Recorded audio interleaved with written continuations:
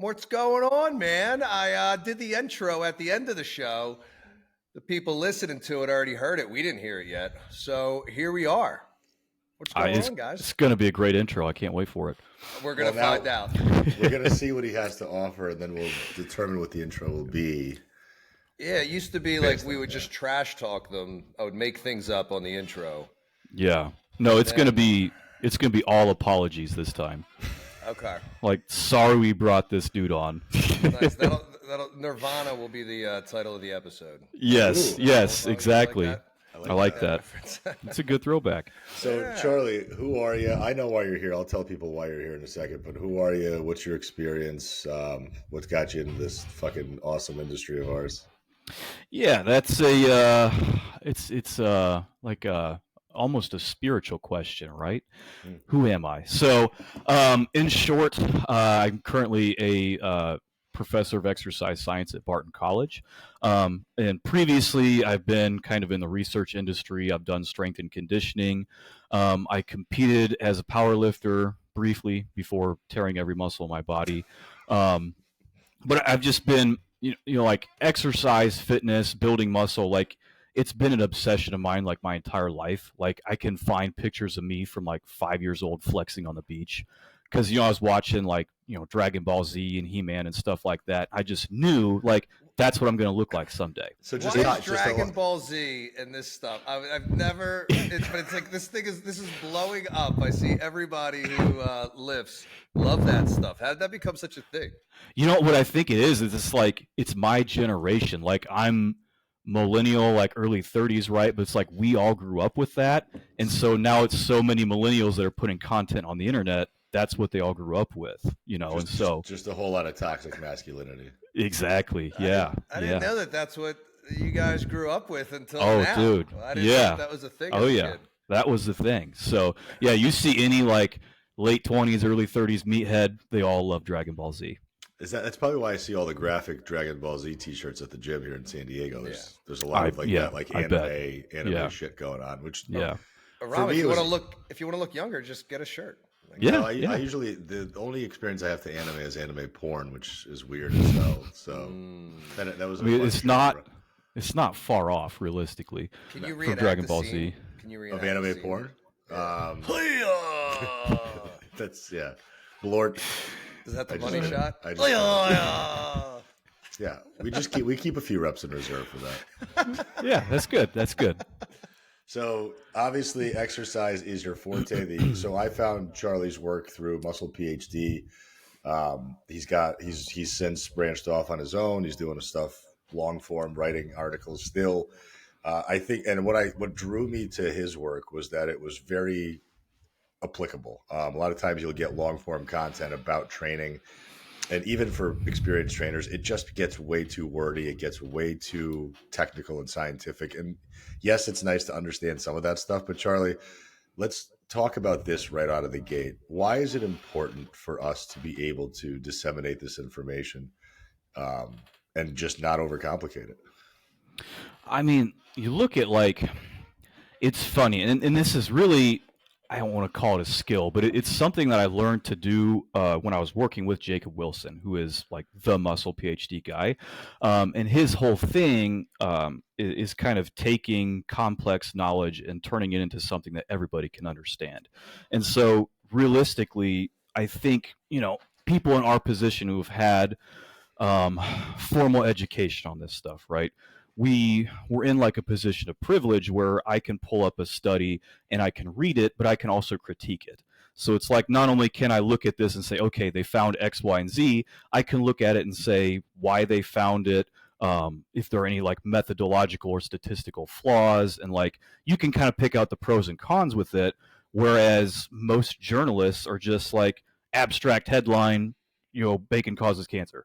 Well, we're like looking at this like, no, bacon causes cancer in 2 rats that were living in negative 50 degrees Celsius or something, like, you know, but so I think it's important that like, if you gain this skill, that you're kind of in a position where you can distill this information to people. And you kind of have to walk that line between like, you're not dumbing things down in like a disrespectful way, but you're making it so that it makes sense. And I think this is something that Jacob said to me a long time ago, and he's like, the smartest person in any given subject can explain that subject to a second grader. Right. And Yeah, so I've never viewed it as dumbing down.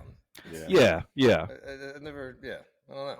Yeah. Like, it's exactly that. You're just explaining things to people who don't know certain words. Right. Well, And so I think when it comes go to ahead. strength training, there's just the lack of knowledge on verbiage and terminology. Yeah. Sometimes some simple stuff like that can start to open up a person's understanding of training so much better. But I think the lengths to which I think we see a lot of this infighting and a lot of the arguing on Instagram, it doesn't help the end user at all. Like, if anything, it actually confuses the end user more, and then it makes them either want to go seek more information, which boggles their mind further, or it gets them to a place where they just do nothing at all. I just wanted to say really quick that Aram is officially not watching Dragon Ball Z porn in the background. He is babysitting a giant dog. Pitbull, right? Did I just lose your audio? No, I muted it. I heard the dog. Yeah. I'm trying to get pain okay. to power coaching. Whitney Larson, thank you. She dropped off her dog this morning, and I have the pleasure of now watching 3 dogs today. So that's great. Are they? What was that movie? Centipeding? Not yet. No, that's going to be later afternoon when I have a little bit more time. Later, I'm going to glue them all together, face to anus, and I'll be at the front. Remember that? That was a Key and Peele. We'll eventually get back to science. Key and Peele, when they came, they ran into each other. Like, in one of their episodes, they ran into each other like out at like a coffee shop or something. And they're like, "Hey, oh, yeah." And it was like this weird interaction. And it basically, they were involved with the centipede. And they're trying to compare each other's role. They're like, "Nobody's shit in your mouth. Don't fucking talk to me." Sometimes but you still got to shit in someone's mouth. And I think one of them was like, maybe it was the back one. I didn't get to shit in anyone's mouth. Like, that was if anybody's unfamiliar with the movie Human Centipede, don't watch it, but just be familiar that it exists. And the premise of it was a mad scientist abducted 3 people and then sewed each of their mouths to the other one's anus and created a human centipede. So it was very a literal title. It has nothing to do with hypertrophy whatsoever. No. But what it does have to do with science is that was an instance where science was used poorly. Now, I heard they read an article from Muscle PhD. Yeah. Oh, I thought I deleted that one. That was on your personal journal blog online. Yeah, accidentally uploaded it. That was supposed to be a private draft. Anyway, a better refresher on that. There's a South Park episode where they make a human centipede, and it's hilarious. Instead of trying to be like sci-fi type stuff, just watch that instead. It's there you go. It'll be probably more tolerable in the digestive system. Yeah, maybe a little more educational. Yeah, more educational. Man, what was the last thing Rob said that I feel like was maybe good? Did you ask a question, or you were just commentating on simplifying things, making things in a way that people understand? Otherwise, it can be an overwhelming feeling for someone when they're reading these things. Like, what the hell is all this? Yeah, I mean, he covered it, and I think that's what we were talking off air. There are people in the industry who like to sound smart, but not so much be helpful.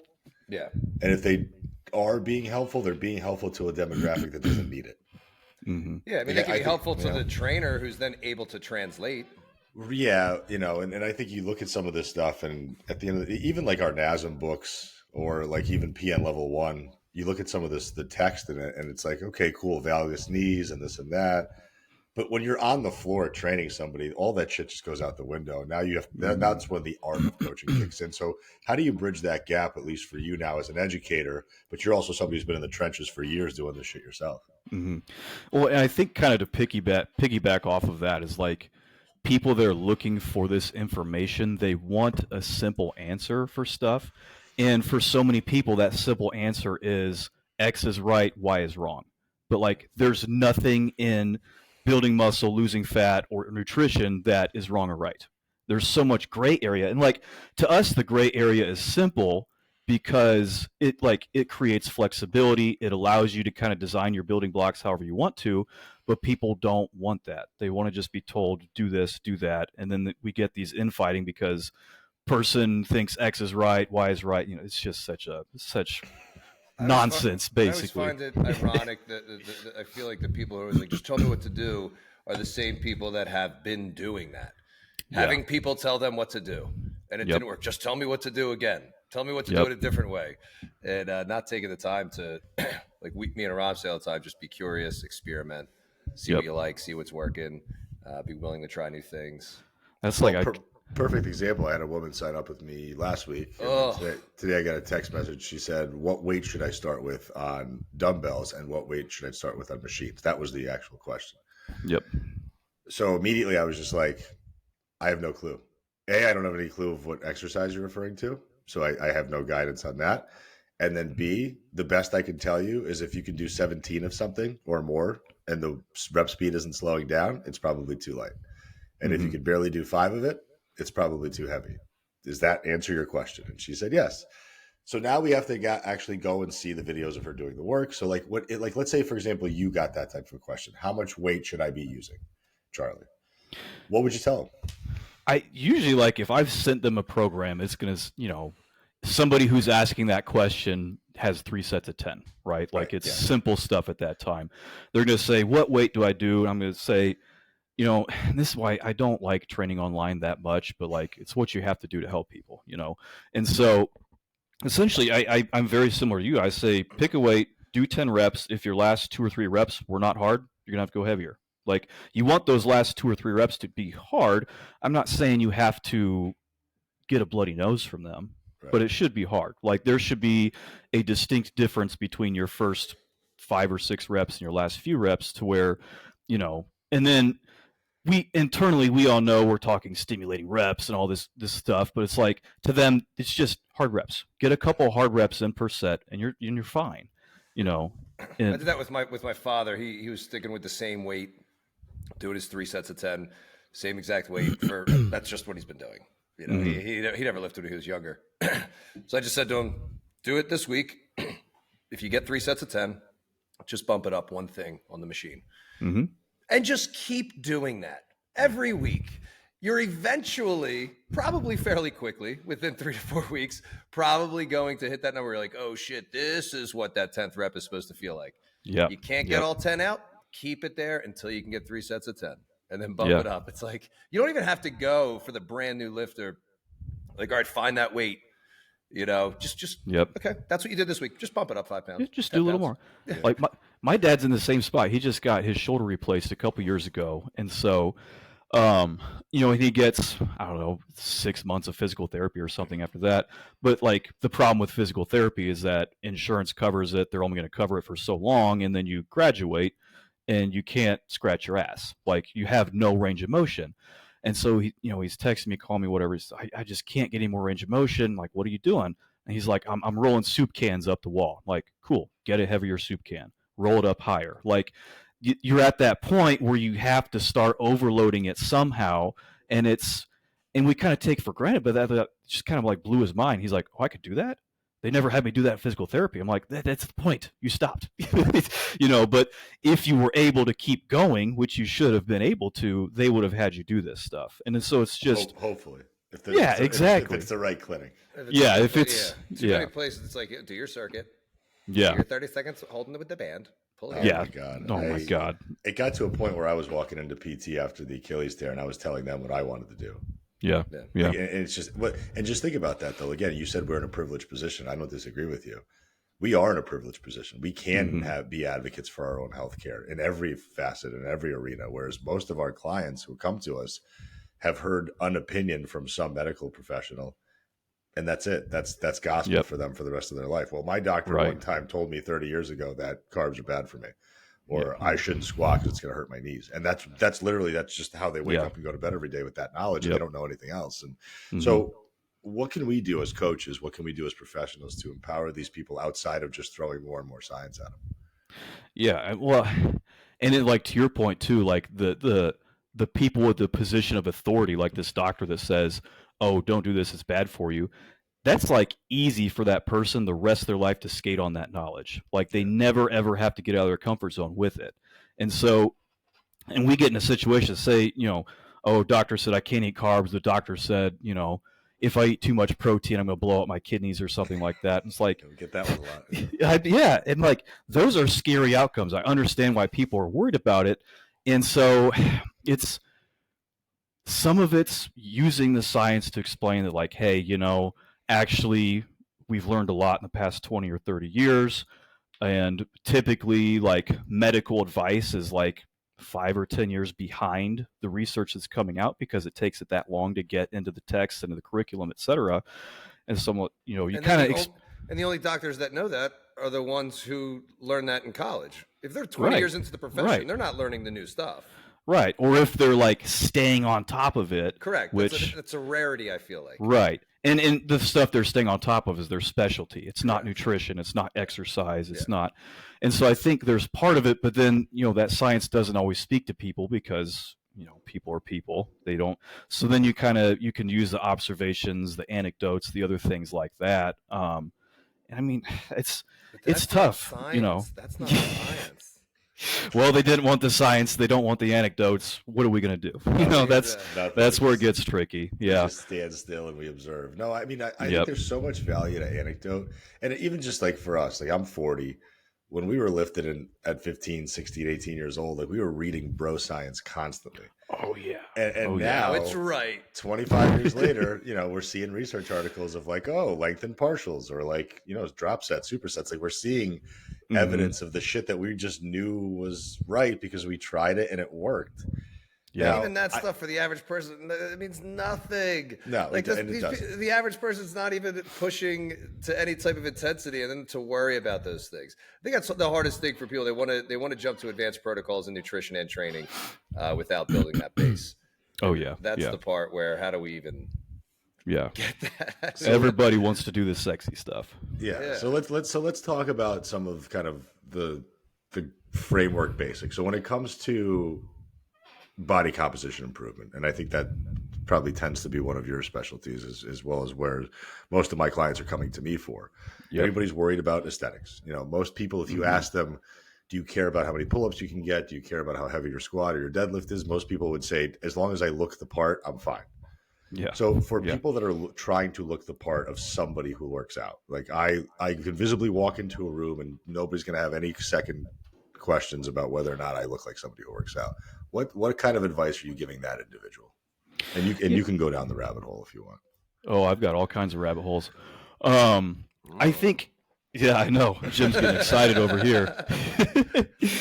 I think the first thing is like understanding, like, so I teach a class called Concepts of Personal Training. And so really none of our students want to be personal trainers, but it's more so the concept of like assessing someone and creating a plan for them and et cetera. And so one of the things we talk about is body composition because that's why people want to do personal training.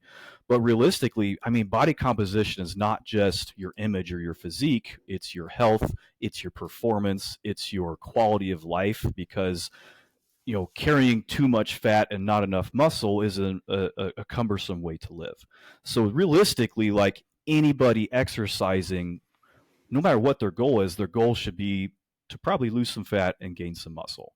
So I think, looking at it from that perspective is I try to not assume everybody's a bodybuilder because, like when I was coming up as a personal trainer and I started personal training like back in college, I was getting so frustrated because your clients don't care. Like they're not motivated. They're canceling on you on half the time. Like they don't. And you're like, dude, if you don't do your curls, you don't do this stuff today, you're going to be forever weak. Like they just don't care about that stuff. And so, really over the time, I like lost that drive with people to where like, if you skip a session, I don't care. I'm just going to bill you and never worry about it again. Right. Like it's the best outcome for everyone. And it's going to keep happening until you realize it and you cancel your account, whatever. So I always had better luck with the people that were like a little bit motivated to do something. And that motivation was never like, I want to look better, I want to feel better. It was more so like, hey, there's this health issue that runs in my family. I need to take care of this now. Like, my parents died when they were 60. I'm 30. I want to live longer than that. And so it's the little things like that really keeps people motivated.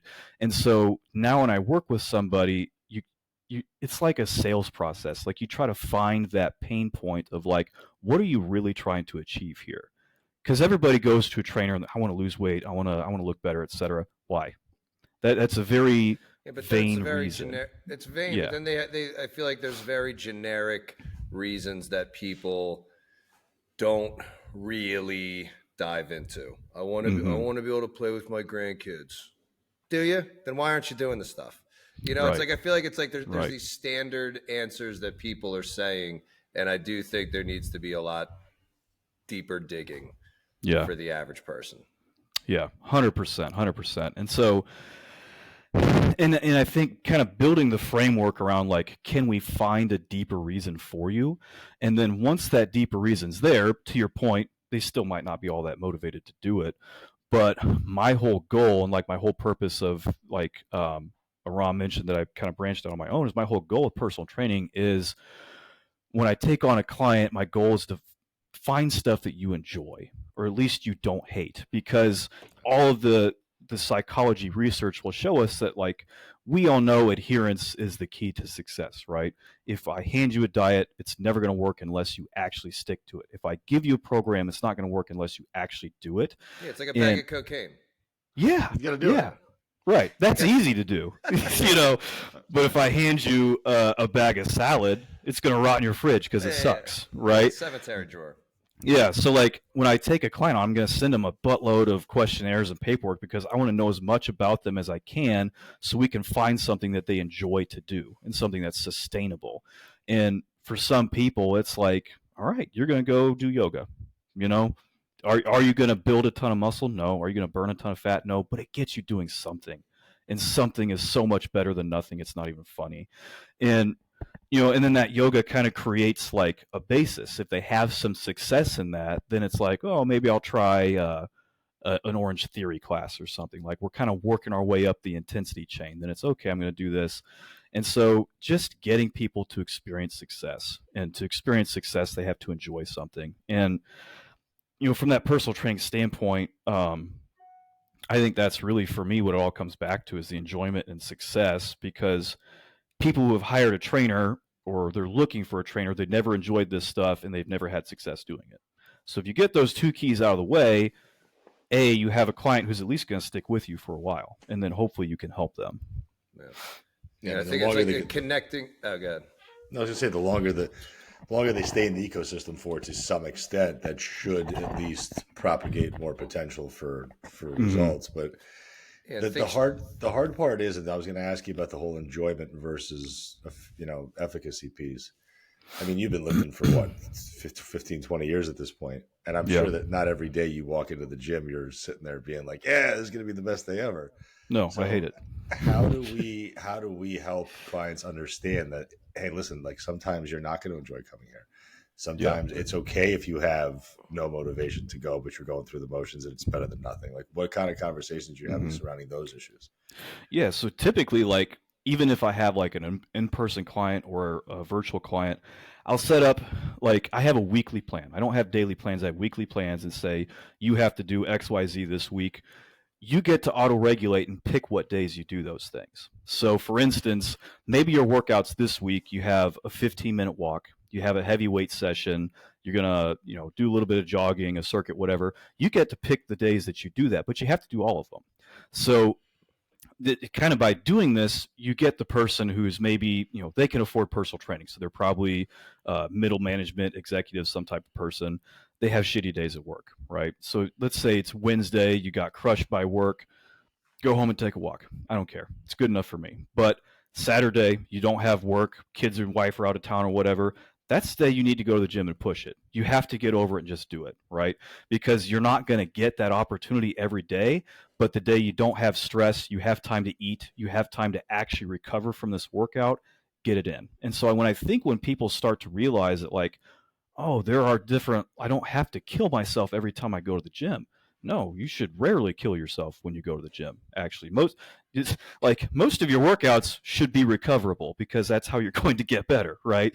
But, working with them and saying it's okay for some workouts to not be all that cool or effective, because realistically, that's what's creating your basis for longevity. And like, Can you I haven't. can you dive deeper into that concept? Because I think that's important, is the idea that all your workouts have to be recoverable, and what does that actually entail?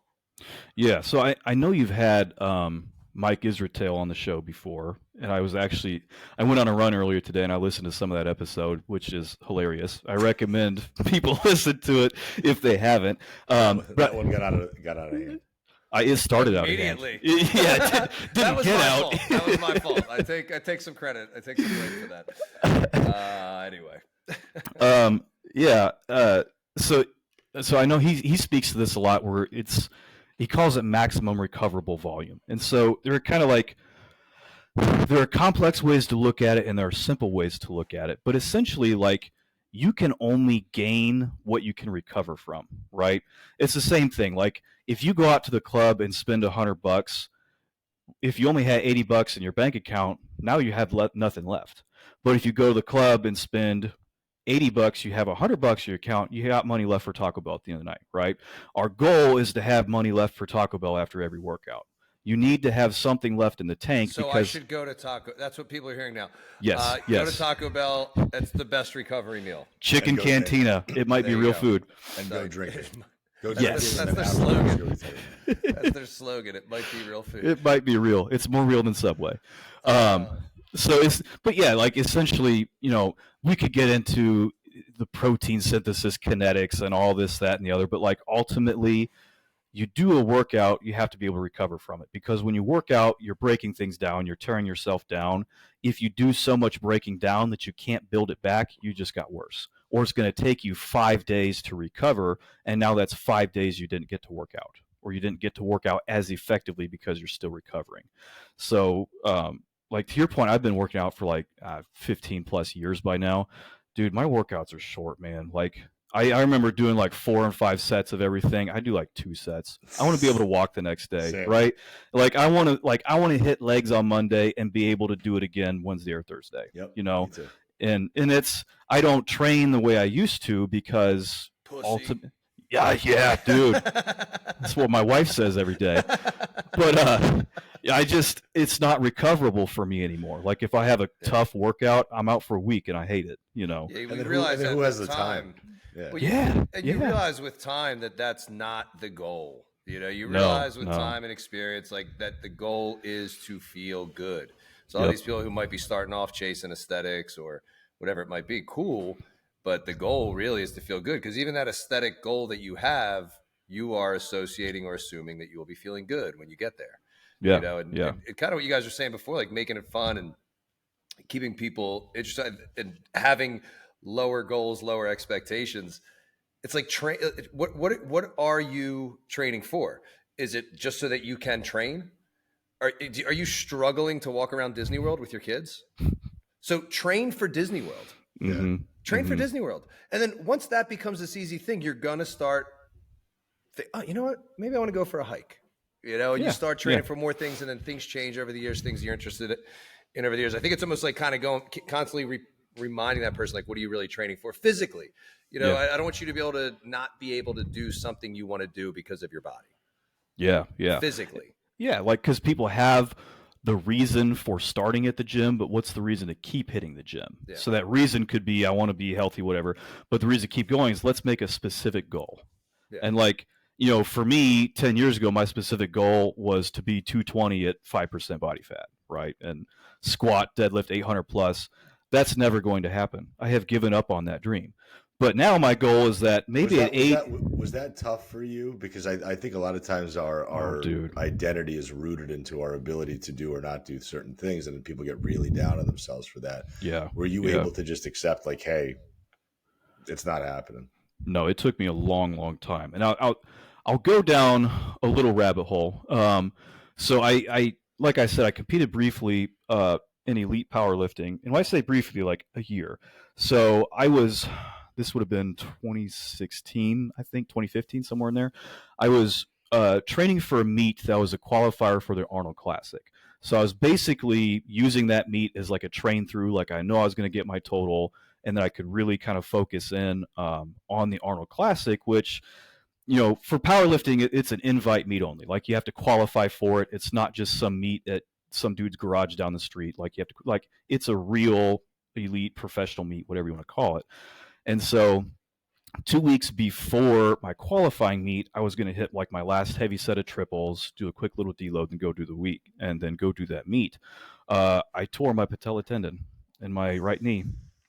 I was trying to squat 535 for a triple, and I tore it during the descent of my first rep. I still got the rep. It's to this day, it's the most impressive thing I've ever done is squat 535 on one leg. Tell us about your biggest accomplishment. Yeah, right. And it's all downhill from there. But, and so, I mean, I had MRI confirmation that like my tendon had exploded. I was in a full leg brace, and I spent the next 2 months being like, well, I guess I'm going to bench 400 pounds then while this heals up. Like I was in denial for probably a year. Tears like, his pec. Next. I did. No, I did. 2 months later, I tore my pec. And so it's like, oh my God, dude. it was being in denial for like a really long time. And then I competed again, like, I don't know, a year and a half later. And it was more so just to say like, hey, look, I could still do this, but I didn't. I squatted like 470, like it was nothing. But then it was like, it just took years to kind of be like, this is never going to happen again. You know, and I spun my wheels in the mud for 3 or 4 years probably. Imagine what you would have torn if your goal was porn. Again, probably. Yeah, I mean, knowing me, I would have gone all the way. It would have been gross. Yeah. But what was it? Was it the injuries and that where you're like, this just isn't worth the pursuit? Was that where you're like, I'm done, I'm never going to do it? It just wasn't worth the pursuit of it? Was that the thought process? Oh no, the pursuit was always there. My body just wasn't willing. You know, like okay. So it was that. It wasn't you even deciding. No, my body gave up. Okay, yeah, that's tough. Yeah, and it took a long time to like mentally accept that, and I think, you know, I'm not the type of person to like mentally get down. Like I'm just like, all right, I'm just going to focus on something else, and you know, but yeah, it was kind of tough, and I'd say really for maybe the past 3 or 4 years, that's kind of been like the shift in my training to where I'm like, all right, I just want to be in shape. You know, I want to look decent, look like I work out. And then when I'm 80, maybe I don't get stuck on the toilet, right? Yeah. Like I don't need to call an ambulance to help me get up the stairs or something. Yeah, what was the thing, Ron, that's our age. What was the thing? Help, I've fallen around the neck. Yeah. What was that called? Life alert? Life alert. Yeah, life alert.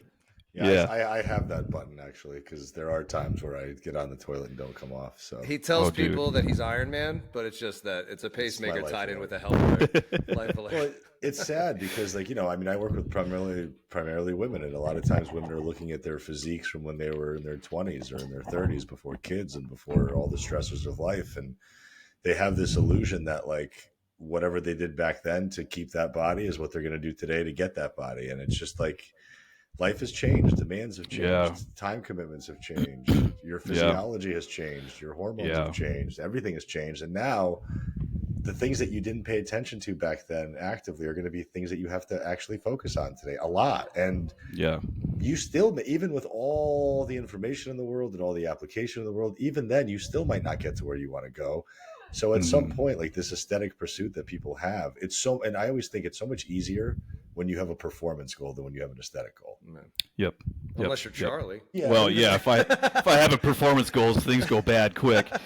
Well, I mean, admittedly so. You were burning the candle at both ends. You were working your ass off to try to get there. Yes, I deserved it.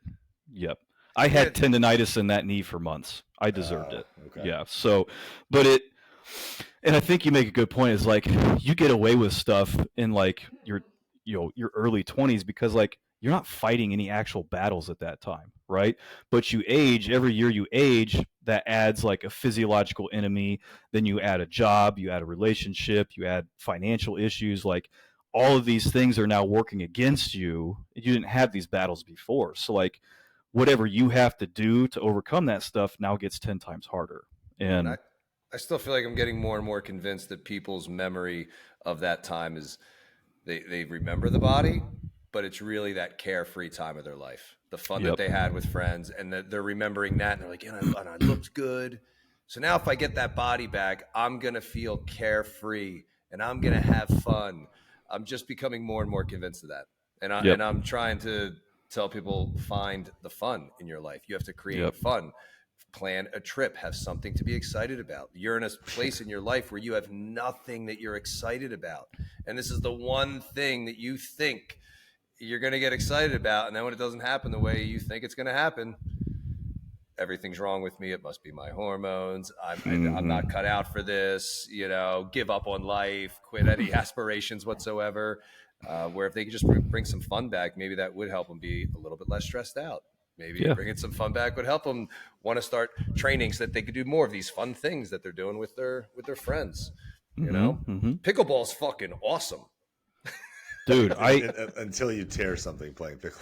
Well, I would 100%. Yeah, Rob's not allowed to stand up off the bench because there's a very high chance something's getting torn in the process of running out to the court.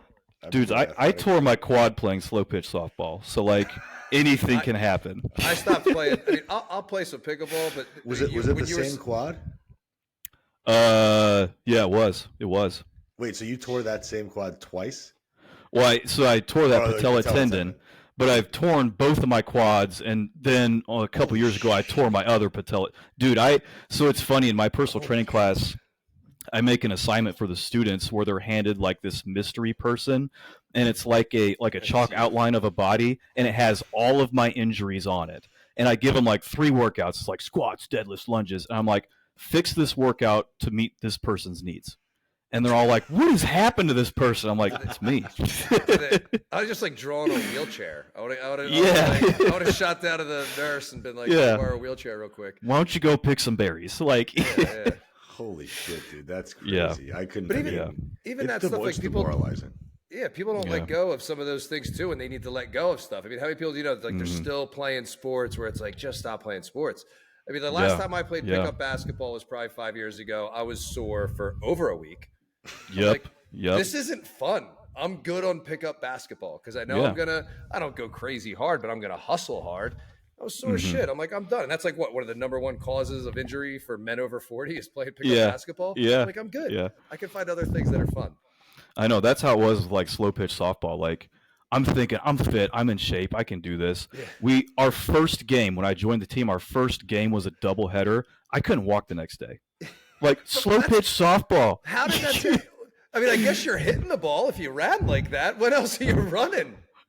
So I tore my quad. This was like, I don't know, our 4th or 5th season in, because I lived in Florida at the time, so you could play year round. Yeah. And I was running in to catch a fly ball. I caught the ball. That's all that matters. That is all that matters. And we were playing on like a goat ranch of a field, not a nice field. And I kind of like stepped in a hole. And so like my next step, I like hyperextended my hip a little bit, and that quad just snapped. Jesus Christ. And like I've torn quads before when I was, a whippersnapper in high school, and it takes a week to get over.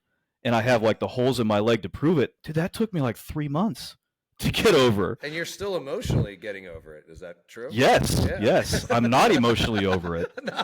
Yeah. Yeah, that's the hardest one to get over. It is. Yeah, good thing I don't have big muscles. I don't have these injuries. I don't either. I don't know why this is happening to me. Well, I think the hardest thing that we're seeing today is that people are buying a lot of programs. Like they go, with the advent of the white label apps and stuff, like anybody at this point can basically just put out some type of a training regimen, and somebody's going to go buy either, the $4.99 a month program, or they're changing it once every 4 weeks. What I'm starting to see is a lot of people are buying these things, but they still don't actually understand why they're training in that way or how to properly train in that way, because there's no actual guidance being delivered with that. It's just like they get like a write-up of like RP, RIR maybe, and if even that, like sometimes people have no idea about. But if somebody was to try to, let's say they can't afford coaching or they don't want to go down the road of a coach, is there kind of a best practices that you can explain as far as how to structure your own training should you want to attempt it? Yeah, I mean, it's so tough, and I think realistically it comes back to like thinking about that goal, because like I think the problem that people get stuck with, especially if they're trying to save a buck, is they're going to find some influencer on social media with millions of followers that sells cookie cutter programs for like $5 a pop, and they're just selling so much volume that it doesn't matter. And there's no personalization, there's no feedback, there's none of that stuff that like a beginner actually needs. And I've kind of taken this head on in like some articles before where I'm like, if you don't know what you're doing at the gym, honestly, it's worth the investment to get with a trainer for a couple of sessions. Like, you're going to save yourself so much time, money, and effort in the long run if you just spend a couple $100 and figure it out right away. I Like, mean, doing it online, it's going to take a month for the online yeah, coach to correct, at least a month to at correct. least, yeah, At least. yeah. And that's where, like, it's, I would always say go get someone in person because they can correct you right now. And you can develop that motor learning process to where 3 or 4 sets, you're starting to master this movement, right? But, and then it just kind of gets to, okay, let's say you went ahead and you got that program and you cracked it open and it's squats, deadlifts, lunges, and you're like, I don't know what the hell any of this stuff is. Again, I would almost consider, hey, find your local gym, take that to a trainer and say, look, I'm not trying to hire you, but can you spend an hour? I'll pay your rate, spend an hour with me and just show me this stuff. Yep. I would do that as a trainer. Absolutely. That's a free hour. I don't have to think. I just have to teach you how to do stuff. That's easy. I can do that all day. I can't think of any trainer that would turn that down. And if for whatever reason that's untenable, you can't do it. I mean, maybe that's the new business model. Creating a network of online coaches who are in-person coaches. Yeah. And be like, hey, I got a new client in your area. I'm sending them to you. There we go. Heard it here first. Yep. America solved. Yeah. But I think like saved. But the other option is always like the classic, just watch on YouTube. But then you say how to squat on YouTube and you pull up 15,000 videos and most of them are crap, And some people just don't have body awareness as well. Right. So right. that creates a whole nother thing. Yeah. Well, I mean, something can look good. I mean, I think the easiest thing to use as an example is probably a plank. You could watch 10 people planking and it looks decent, right? Like their body's in a good position. They got a good nice enough line. Yep. But are they actually understanding what's supposed to be happening during a plank? Because if somebody's telling me that their shoulders are burning and they don't feel anything in their abs, well, okay, yeah, we have a problem. Or understanding how to squat properly to get some type of glute feeling out of it, because a lot of people don't feel their glutes when they squat. Plus the body shape and bone lengths of one person in the video could be different than yours, and you're like, oh, why are my knees going over? Why am I bending over? Why am I leaning forward so much? It feels weird.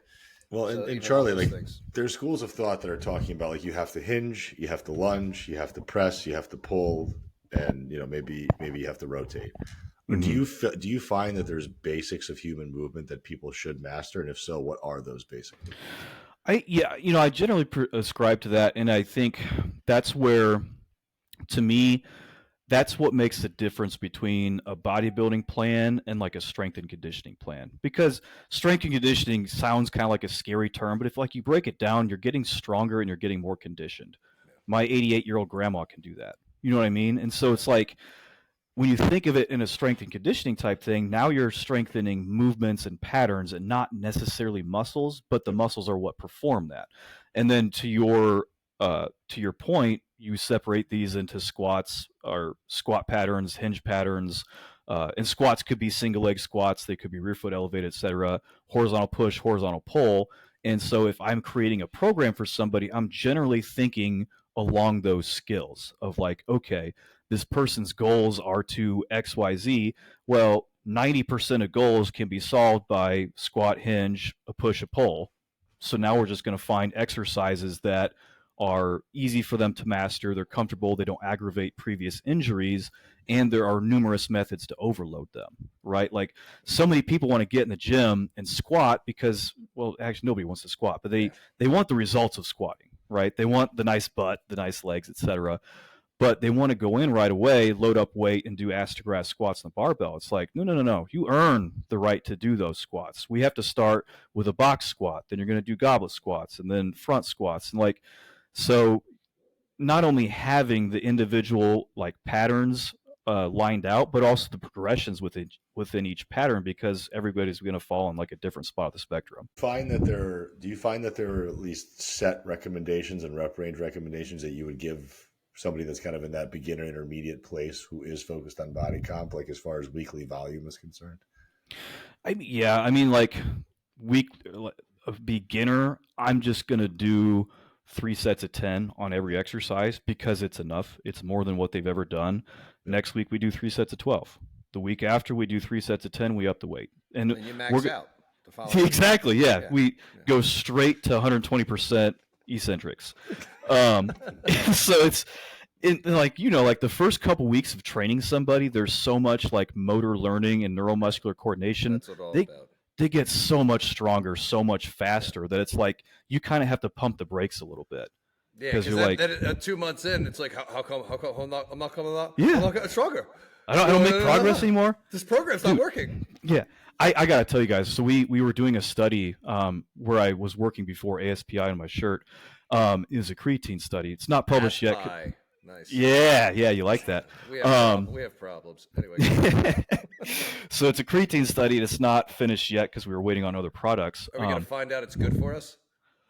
Yeah, creatine. Yeah. No, we're going to prove that it's actually really bad for you. Nice. Finally, something new. It's going to dehydrate you, rot your brain, your kidneys are going to fall out of your butt, like all of that. Yeah. But we had a subject he's a bigger guy. He's like 5'11", like 270.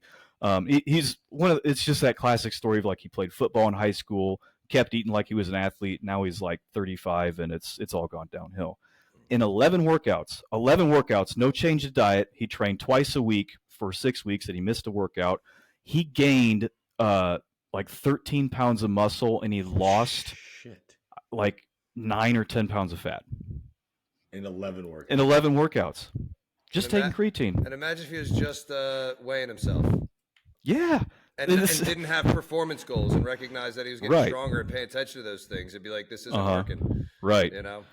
But then it's funny that like you look at, so that was the first 6 weeks, and then the second weeks of the study, he ended up, the next 6 weeks he gained like another maybe 2 pounds of muscle, lost like another 2 pounds of fat. But it's just like those initial results are so exciting for people that you have to like temper those expectations. Be like, hey, it's not always going to be like this. Yeah, in fact, you're going to get to a point where most of your workouts suck. Like you're excited that anything good happens, Yep. Yeah, it's such an interesting. That's 20 years down the road. Yeah. It's kind of reminded, like when we were talking to Cody, the concept of, hey, let's do something maybe a little bit more extreme on the nutrition protocol to get those results, to create that inspiration, motivation, that excitement.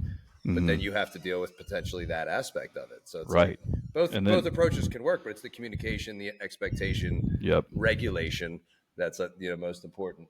Yeah, because then like you don't want to deal with people getting discouraged because their next testing results aren't as good and all that stuff. It's like, dude, you blew it out of the water your first time. You're never going to do that again. Like it's hard to kind of level with people as to how to temper expectations and stuff, but you train enough people, you figure it out over time. I tell all my clients, I said, if you're new, like, enjoy this. You have you're in a privileged position right now. Yes. To see and feel results that you will never ever get in your life unless you're on PEDs. Like that's just how it's going to be. Like your first year, 2 years out of the gate, you're basically seeing almost linear weekly to bi-weekly increases in strength. You're seeing motor patterns improve, proprioception's getting better, the way you handle yourself, the body, the confidence, like everything just starts to build. And then you get to this place like 5, 7, 10 years down your training career, and you're just like, I'm doing all this work for such little return on my investment. And that's where I think people start to get really fucked up. And I think that's probably the best time to hire a professional. Like it's probably, it's like, if you're a beginner, hire a professional to circumvent the learning curve. If you're an intermediate or an advanced lifter, hire a professional to work you through the mental aspects of this stuff, because that's where those are the only levers you have left to pull. So on that concept of like, what more can you really be doing? If you're an intermediate or advanced lifter, you've been following Instagram content for years, high level verbiage and terminology, time under tension, reps in reserve, you understand mind muscle connection, where all the anatomical parts are. For that person, what do they have left as far as potential? Right. Happiness. Yeah. Acceptance. Yeah. Well, I think like we look at long-term training, which and people will throw around the word periodization, which most people have no idea what it actually means. They'll use it, but they don't know why. But realistically, what's that? All that is kind of described as a process of like creating variation in your training over the long term. And so a lot of people that they've read the muscle mags, they've listened to the people, and they know I'm going to head to the gym, I'm going to do sets of 8 to 12 on everything, etc. They do that for a couple years, get great results, and all of a sudden it stops. And that's where you're saying, now it's time to talk to a professional who knows how to implement that variation. Because now you're at that point where you are adapting to this stimulus. Like, the stimulus is no longer stressing your body to cause adaptation. You need something new. And so you could take somebody who's strictly a bodybuilder and say, look, the next 6 weeks, we're going to train heavy, and we're going to get stronger so that when you go back to your 8 through 12 reps that you're generally doing, you're using more weight and you're training more intensely. Or even maybe the opposite. We're going to chill for a bit, build your aerobic base so that you can handle more volume.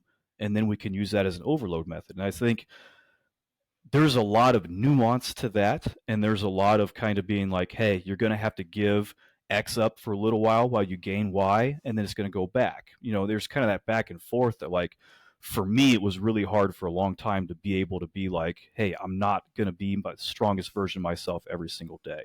That was really hard to kind of come to terms with. And I think a lot of people, especially those, kind of intermediate advanced lifters trying to get to the next level, they're kind of in that same headspace too, where it's like, I don't want to give up my progress to chase a different goal for a while. But you kind of have to.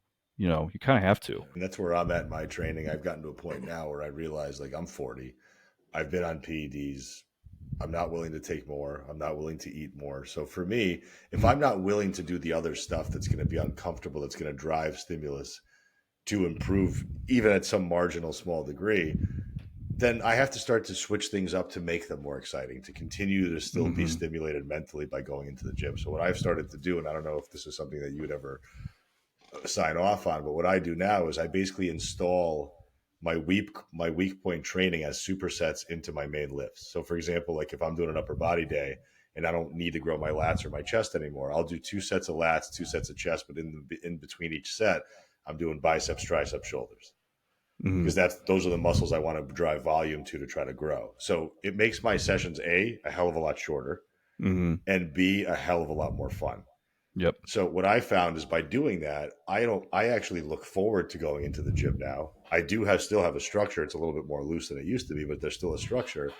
But I think that's where people, I think, are getting very, very upset, is because they get a plan, and then they don't really have the acumen to be able to divert from that plan at all. It's like, well, the thing says 3 sets of 10 and it has to be on this machine.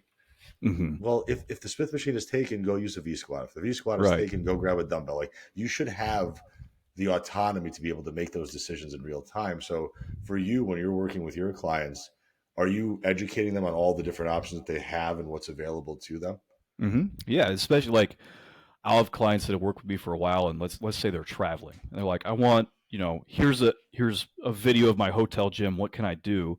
And sometimes they're pretty nice gyms. I'm like, you do your 3x10, pick any row machine you want. I don't care which one, because at the end of the day, you're not a competitive bodybuilder. I don't care about the neuromuscular compartments and the pulling angles and all this shit. Just pull something. I don't care. And the same thing with a squat. You can leg press for all I care. Just work those muscles in that pattern, and you're doing the exercise, And I think people, they want to complicate it, but they also want it to be simplified in the same way. It's like, for 99.99% of people, a row is a row. A squat's a squat. A hinge is a hinge. Unless you're so shredded that you can see individual detail and imbalance in muscle groups and stuff. Guilty. Yeah, like gym. Yeah. Guilty. When you're gym, yeah, you might have to say, okay, I have to do, this much incline volume, this much decline volume, etc. It's a gift and a curse. Yeah, exactly. Even like that question, like somebody, if they go on vacation, like if somebody's like, oh, what should I do? Honestly, my first, why are you working out? Yeah, you're on vacation. Do you even want to? It's like, because I want to. It's going to make me feel good. Okay, cool. What do you think you'd want to do in there? Like, even those types of things, like sometimes people get so married to the process that they're not even able to enjoy vacation. Like you said, it's like, like we're not getting on stage.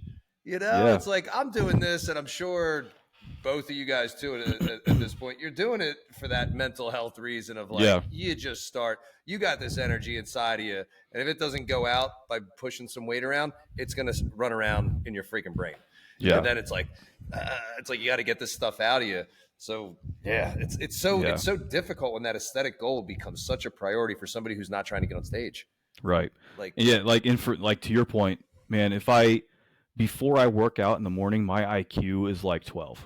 Like I have to work out in the morning to like start my day mentally, right? But I think like to Ram's point earlier too about, finding ways to like change up your workouts. You came with like a good concept of I'm diverting volume from overdeveloped muscles and placing it on underdeveloped muscles. And I think a lot of people get stuck in their ways of like the classic NSCA, like you start with your compound movement, your most technical movement, work your way down. I'm like, you're at that point where you've been doing it that way for years. There's a reason your bis and tris are lagging because and as you get older too, I found it takes a lot longer to get that body loosey. Dude, yeah. So let me do the smaller muscle groups because I'm not going heavy on a compound movement at this point in my life. Squats are the last thing I do on leg day. Yeah. Why do you think that's here? Last thing I'm doing is a squat. I'm like, I'm getting a leg press. I'm going to put a barbell on my back. I'm 45. I'm like, I'm good. I don't need that shit anymore, man. Right. But it's like, you draw from that like accumulated fatigue theories and all this stuff. It's like whatever exercise, whatever muscle you hit first in the workout's going to grow the most. So if you want to bring up the bis and tris, hit them first. Then, you can maintain pecs and lats after that. But I think a lot of people just have a hard time kind of thinking about it that way because it's been so ingrained and it makes so much intuitive sense. Yes. Do the big stuff first, right? But again, if you're trying to add specific detail or develop specific areas, things have to change a little bit. Yeah. And none of it matters unless you're eating to support it. Exactly. Yeah. That was how I was in high school. I was training so much because I was loving it, and like it didn't hurt back then because you could just train. But I was eating like a turkey sandwich and a stick of gum a day because I was reading like Muscle Fitness magazine, and all those articles are about like losing fat because that's what most of their readership wants. So I'm like 147 pounds in high school, and I'm like, why am I not getting bigger? It's like, if you know that I'm a high school teacher as well, and the amount of kids, the guys that come in and say that, and then as soon as I start having them track, and I've had a handful that end up doing it, I go, I guarantee you're not even eating 2,000 calories. Like, I'm eating everything, and I can't put on any weight. I'm like, what do you have for breakfast? Well, I mean, I don't have breakfast. I rush out of the house. What do you have for lunch? I have a sandwich and like a bag of chips or something. Whatever's in the cafeteria. Cool, 500 calories. And then after school, what are you eating? Well, I have practice. And then what? It's like you're home at 6 o'clock at night. You ate everything for a couple hours. You didn't eat that much, bro. Yeah. Or it's like their football coach whose last nutrition knowledge is from 1971, and he's like, eat a peanut butter and jelly before bed. Oh, God. Okay, so 400 calories, and then what? But no, and then so I go to college in my first semester. I'm on a meal plan, right? So I eat whatever I want as an 18-year-old. I gained 30 pounds my first semester of college. Like, and honestly, like at least half of it was muscle because I was training so hard, lifting weights. I was no longer having to condition for sports or anything. So like, I mean, I have stretch marks to this day from that, but it was that like alone was my anecdote. It was like, holy cow, food is so powerful. And I never considered it until then, but it's like, you cannot gain muscle without food. It literally defies physics. It goes back to the first thing that we were saying, recoverable workouts. Yeah. And you want to help with recovery, make sure that you're eating enough. Yeah. Let's finish off on this one topic. Is it possible, and in what conditions is it possible for people to gain muscle without having to eat more food? Yeah. So I think, and I'll finish up kind of our last discussion real quick, is that you talk about pushing training to the next level and say you're that intermediate advanced trainer, you want to get to the next level. If you are increasing your training, you also have to increase your recovery, because that comes back, and that's something that a lot of lifters miss, and it's something I missed back when I was, training like a gorilla, is if I want to do more in the gym, you have to do more out of the gym. More food, more water, more sleep, more stress management, like all that stuff, because you're adding more stress. You need to alleviate that stress. But yes, adding muscle without a calorie surplus. That was a question, right? So the nerds will tell you, and the science will show that the energy cost of building muscle is like 500 calories a day or something like that. You look at most, and that's, you have your building blocks of muscle, which are, you think about like a construction site. Those building blocks are the amino acids, right? It's all the materials for the construction site, but those materials don't do anything unless you have the workers, and the workers are the calories, right? It's a reaction that requires energy input. You need to burn calories to build muscle, and so that's where that like 500 calorie thing comes from. Most people have 500 extra calories stored in their body somewhere. I don't know anybody who doesn't have a reserve of 500 calories, right? But part of it's, and you guys talk about nutrition a lot, and you probably know more than me, honestly, at this point, but part of it is setting up your diet so that when you have achieved that calorie balance, your body is still partitioning energy to the muscles, right?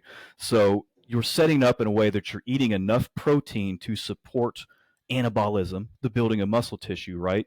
But you're not overloading either calorie or carbohydrate or fat, so you're not shifting into that energy storage mode into adipose tissue.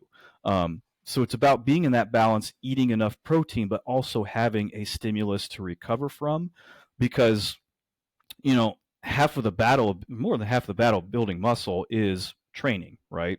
You have to train hard enough to get that muscle protein synthesis response, and then you have to eat enough protein to maintain that response throughout the rest of the day.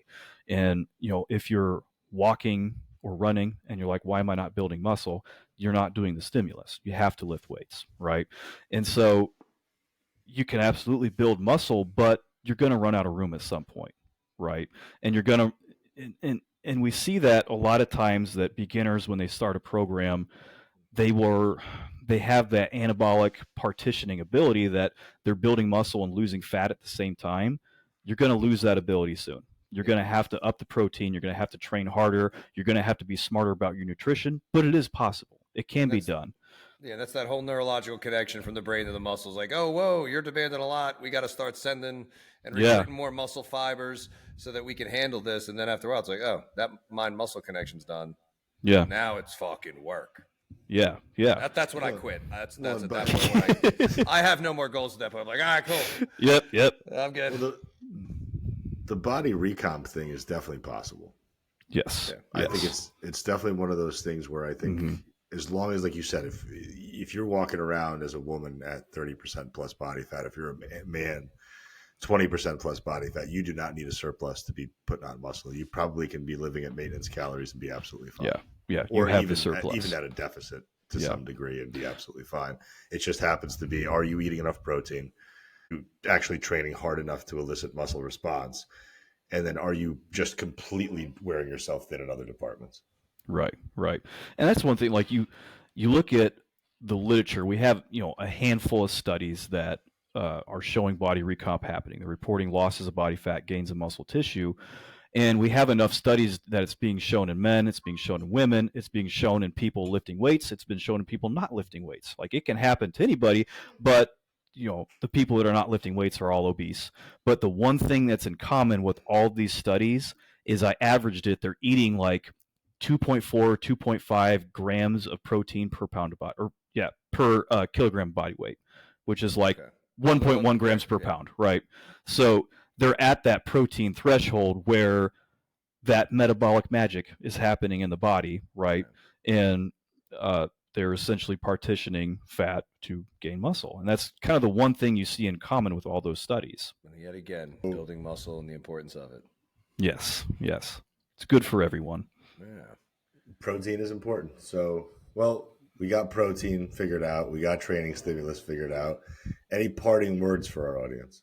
Parting words. I think the biggest thing, and with kind of what I'm doing on my own now is I'm trying to get to the people that don't enjoy stuff. Because I think, like, my whole, when I train people in person, my persona is to commiserate. I will be very honest with you that all of this sucks. Working out sucks. It hurts. It burns. You're sore for days. Eating well sucks. Like, nobody in their right mind wants to eat chicken and broccoli instead of pancakes. Like, that sucks, dude. And I think people are so sick of like this this false enthusiasm that trainers have is like, oh, feeling good and all that, looking good feels good. No, it doesn't, dude. Eating pancakes and drinking beer is great. That's so much fun. But I think ultimately what helps people change the most when it comes to like daily sustainable habits is just making things convenient, and making convenient things not convenient, inconvenient, right? So like a typical issue that a lot of clients have is like fast food. You work with people that are in the business sector. They work 9 hours a day. They're fried. They're sick of talking to people. They're going to hit the drive-through and go home for dinner. I get it. Like that's why fast food is so successful. It's convenient. So it's thinking about ways of how can we make that less convenient and make cooking at home more convenient. And so I have some clients where one of their like diet rules is that you can get as much fast food as you want, but you have to park your car and go inside and order it. That stops them because they're like, I have to go talk to people. Shit, I have to show my face in Wendy's. I might run into somebody. Yeah, and so and you're taking the convenience out of it. I gotta look face to face with these disgusting people that buy this food. Exactly. Like failing to realize you're one of them. Yeah, and so that's when people realize, they're like, oh, I don't want to do that.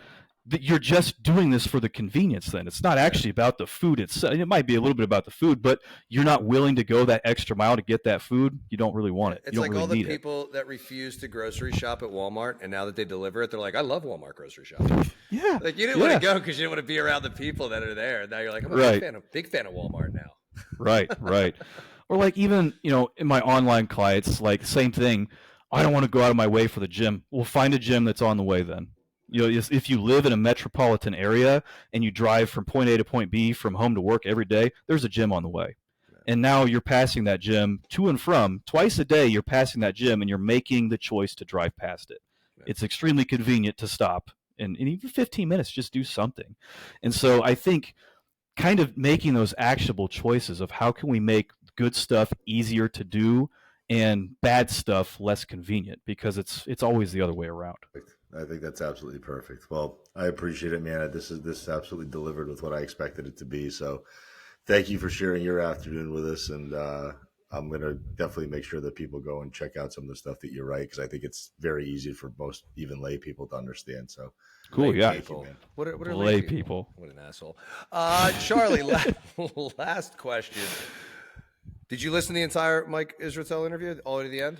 I'm not that good at running, so I'm like 22 minutes into it. So you can't steal his answer. Our final question that we ask everyone. Bye.